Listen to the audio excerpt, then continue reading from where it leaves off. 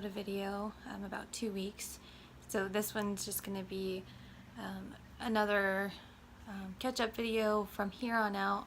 That's pretty much all I'm going to have. Just some updates, and I might try to do a video once a week or once every 2 weeks about where we are in the pregnancy. I am 2 days away from 27 weeks, so almost out of the second trimester. And up until this point, things have gone pretty well and are continuing to go well. So there hasn't really been a lot to say.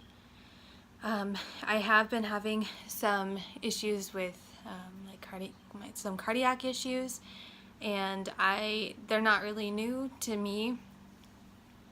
After I had my first son in 2013, I started having issues with tachycardia, which is a faster than normal heartbeat, and some issues with syncope and just sending some stuff after he was born. I did have a lot of heart testing. I had an echo of my heart. I did a stress test. I did EKGs, and everything came back good. So they thought maybe just the pregnancy had put a strain on my heart, but otherwise it looked normal and it looked healthy. And 2 years later, when we decided to start trying for our second son, I was told by my OB it would be safe. I had been followed closely for cardiac, and everything had come back relatively normal. So we were given the go-ahead, and I had a pretty healthy pregnancy with my second son. I had no issues at all, and after he was born, I had a normal heart rate that stayed. My resting rate would be like in the 80s, which is really good. Whereas before, after my first son was born, I would have a resting rate of about 120 beats per minute, and any kind of movement would jump me to 140, 150. So after I had my second son in 2016, and everything looked really good, then we thought, for some reason things had corrected themselves. So early on in this pregnancy, I had noticed that I was again having some issues with tachycardia. Again, resting rates of about 120, and any kind of movement, and I was 150 beats a minute. I thought maybe some of it was hormones. Again, I'm pregnant. I'm gonna get kind of tired easily. I get winded easily. Movement makes me really fatigued. So I think it was at 14 weeks I had mentioned it to my OB, and he asked if I wanted to do a heart monitor again, and I said no. At that point, I'd only had one run of what we thought was supraventricular tachycardia, or SVTs. And I figured, if I was on a monitor, they're not going to catch it. It would kind of not really be worth it. I told him if it continued, then when I came in at 18 weeks for an appointment, I would mention it again, and we could go from there. At my 18-week appointment, I laid down so they could find fetal heart tones, and before they could find baby, this time I saw a female, she found my heart tones, and I was at 125, and I was resting, and I had been sitting for 10 minutes, I think, at this point. So she asked me if I'd been having some problems with tachycardia. I said yes, I had, that I'd mentioned it previously, but we decided not to do anything, but that at this point it was getting to be daily more than weekly that I was having problems. So she recommended that this time, before we do just a monitor, the 24-hour Holter, that I should actually see the cardiologist. So we made an appointment. I went and spoke with a cardiologist that's in this hospital where I'm doctoring, and I did do a 24-hour Holter monitor. It showed some tachycardia. My, I think, average resting rate was about 106, and the lowest I got, I think, was 73, so that's pretty good.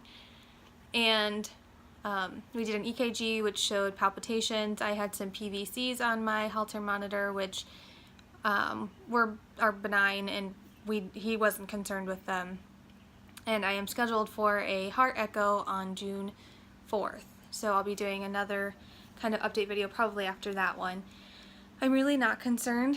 I don't feel like the echo is going to show us anything. So it doesn't hurt to have it, just in case. But I had one almost 5 years ago and things were normal, and I'm still confident that they're normal. So other than that, I feel pretty good.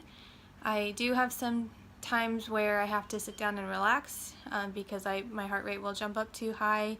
The other day I was walking around my yard and had to sit down, and I checked my rate and I was at 198 beats per second, or per minute. And could feel it. I really wasn't feeling great. It didn't take long for it to come down. I drank 2 bottles of water, sat down, rested, and I was fine. I had only walked around for about a half hour when I sat down and looked, so I do have an Apple Watch, so I'm able to track my heart rate on it. My lowest for today so far is 80, and that was about 6 o'clock this morning, and my highest was 120 with a current rate of 115. So that's pretty much normal for me. That's where I'm at. At 115 I feel fine. I don't feel tacky. I don't feel pounding. So I feel good. But something that kind of came out of the cardiology appointment that I wasn't expecting, and that will kind of need more testing a little bit later, I was given the diagnosis of ehler-danlos syndrome, which is kind of funny coming from a cardiologist, and I'll explain ehler-danlos too. It's rarely diagnosed in adults. It is primarily diagnosed in children, and usually it can be diagnosed shortly after birth. So to be diagnosed at 25 years old is relatively abnormal. When the doctor walked into the room, I popped my knuckles. It's a habit of mine. I didn't even realize I had done it. He asked me, he says, "Are you nervous or are you flexible?" I said, "Well, I'm not flexible, but I'm not nervous. I didn't feel like I needed to be nervous." So he pulls out this chart, and it has these interesting tests on there that he wants me to try, and they're all flexibility tests. And I said, I can't do any of those things. So I'm gonna kind of show you some of the stuff that I was able to do, but being able to do these things doesn't necessarily mean that you have ehler-danlos. Not being able to do these things doesn't mean that you don't have ehler-danlos. Like, it's there are 13 forms of ehler-danlos syndrome. So, and it's a collagen affecting syndrome or disease, and it more often than not has to be diagnosed by a geneticist because it is a genetic disorder, and they have to they can test your blood to see where you're missing this particular gene, and then you can get like a final diagnosis of which form of Ehlers-Danlos. At this point, we're thinking I have vascular Ehlers-Danlos, which explains a lot of the symptoms that I'm having. It explains the tachycardia because it involves the vascular system, obviously, and it can explain some of the near syncope that I've had because it has to do with the muscles around my veins and arteries not contracting well enough to push the blood from my legs and get further when I'm standing. So, so one of the things that he had me do, he asked if I could touch my thumb to my arm. So, like this. And I can do it with both hands. Oh, can't show this one very well, but I can do it with both hands. I can bend and touch the floor and put my hands flat on the floor. There was an elbow test, and mine aren't hyper flexible. And there's a knee test, and I'm trying to think. There were a few things. He asked if I could put my leg behind my head, and at the time I was about 21, 22 weeks pregnant, so I told him that wasn't going to happen. He had me try, and I could actually get my leg to about my ear, so surprisingly, I was able to get there. And something that my husband has always made fun of me for, but that I always just thought, you know, I could do, I could put my hand flat on a surface and point my fingers straight. So we've had other people try, and most people can't hardly get their fingers off of the surface. So I always just thought, I don't know, it was weird in that way. I never thought it meant anything. People with ehler-danlos are advised to not do like contact sports or physical sports. They're at higher risk for tendon and injuries. So he said, you know, I'll have to watch my boys for it. They aren't able to do any of the things that I'm able to do with flexibility, so we are pretty confident that they don't have it. As far as like the collagen issue, he asked about scarring. I've had 2 C-sections and 2 surgeries on my tailbone. And with my 2 C-sections, I healed pretty well, except that I have a very large scar and it's thick. And I have 3 scars and I've had 2 C-sections. So my scarring isn't the best. And on my tailbone, I had 2 failed surgeries and a wound vac for almost a year between the 2 because I didn't heal. So, and then I have some extra skin from having 2 C-sections when I was really physically fit after having my first, and I developed the extra skin, and that's part of the ehler-danlos. It has to do with the lack of collagen. My body can't bounce back. So I, without having surgery, will never not have that. And as I get older, I might develop more issues with the extra skin in other places, especially if I start to lose weight. So that's what I know about the ehler-danlos. It really means next to nothing. It doesn't affect the pregnancy. Genetically, the baby isn't related to me, so we don't have to worry about baby having this genetic disease. And I'm 25. I'm not playing contact sports. I did it in high school. I was a runner. I was an athlete. I played basketball. I played soccer.